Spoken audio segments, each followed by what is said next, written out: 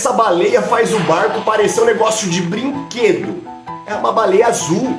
Lógico, maior animal que já existiu. O indivíduo da maior amplitude aí tinha 31 metros, gigante, com 190 toneladas. Galera, apesar do tamanho todo, a baleia azul é um animal filtrador. Como todas as baleias, são chamados de misticetos. Elas vão ter ali umas barbas, uns fios de queratina, assim como o meu cabelo, que filtra alguns camarõezinhos, que são os crios, beleza? Ela abre a boca, a água entra, ela consegue filtrar ali, fica preso nessas barbas e aí ela expulsa com a língua, a água sai pelo canto da boca. É isso que a baleia faz.